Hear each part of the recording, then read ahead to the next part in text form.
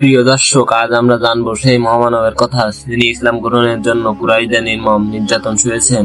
তিনি নিজের সম্পদের পার্ক আল্লাহর রাস্তায় বিলিয়ে দিয়েছেন।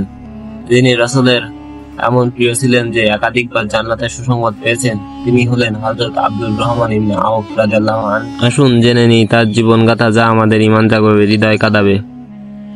তিনি জন্মগ্রহণ করেন মক্কার এক ধনাঢ্য ও সম্ভ্রান্ত পরিবারে। তার পূর্ব নাম ছিল আব্দুল কাবা। ইসলাম গ্রহণের পর রাসূল সাল্লাল্লাহু আলাইহি ওয়াসাল্লাম নাম পরিবর্তন করে রাখেন আব্দুর রহমান। তার ইসলাম গ্রহণ ছিল সাহসিকতার প্রতীক। আবু বকর রাদিয়াল্লাহু আনহু এর দাওয়ায় তিনি মুসলমান হন। এরপর থেকে শুরু হয় তার জীবনের সংগ্রামের অধ্যায়। মদিনায় হিজরতের পর তিনি সম্পূর্ণ নিঃস্ব অবস্থায় পৌঁছান। রাসূল সাল্লাল্লাহু আলাইহি ওয়াসাল্লাম তাকে সহকারী বানান। হযরত সাদ ইবনে রাবি রাদিয়াল্লাহু আনহু এর সঙ্গে সাদ রাদিয়াল্লাহু আনহু বলেন, আমার অর্ধেক সম্পদ নিয়ে নাও। কিন্তু আব্দুর রহমান রাদিয়াল্লাহু আনহু বিনয়ের সঙ্গে বলেন, আমার শুধু একটি বাজার দেখিয়ে দিন। সেই বাজার থেকেই শুরু হয় তার ব্যবসা। শুধু কয়েক মাসের মধ্যে তিনি মদিনার সবচেয়ে সফল ব্যবসায়ী হয়ে ওঠেন। কিন্তু তিনি কখনো দুনিয়ার প্রতি আসক্ত হননি।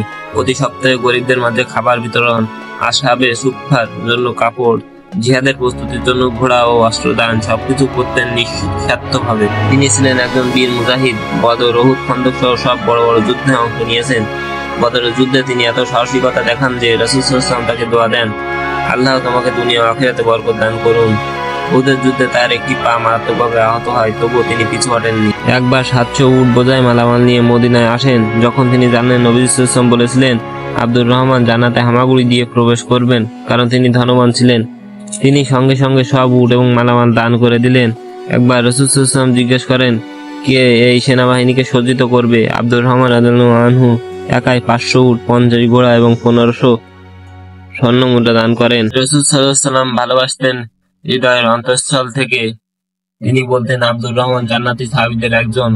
তার ইজ্জত এত বেশি ছিল যে হযরত উমর রাদিয়াল্লাহু আনহু ইন্তেকালের আগে 6 জন পরামর্শদাতার কমিটিতে তাকে রাখেন। হযরত উমর রাদিয়াল্লাহু আনহু যখন খলিফা মনোনয়নের দায়িত্ব দেন, আব্দুর রহমান রাদিয়াল্লাহু আনহু তা কাঁধে তুলে নেন বিনয়ের সঙ্গে। তিনি 3 দিন ও 3 রাত মদিনার মানুষের সঙ্গে পরামর্শ করেন। শেষে আল্লাহর ইচ্ছায় হযরত উসমান রাদিয়াল্লাহু আনহুকে খলিফা নির্বাচন করেন।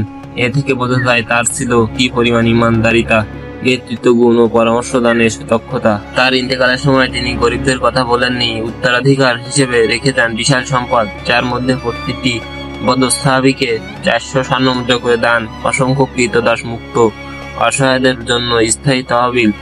তিনি বলেন, আমি দুনিয়ার ভালোবাসায় আবদ্ধ হইনি, বরং আল্লাহর পথে ব্যয় করছি। প্রিয় ভাই ও বোনেরা, হযরত আব্দুর রহমান ইবনে আওফ রাদিয়াল্লাহু আনহু এর জীবনে আমাদের শিক্ষা দেয়, ব্যবসা করে ধনী হওয়া খারাপ নয়, কিন্তু দান না করলে সে সম্পদ বোঝা হয়ে দাঁড়ায়।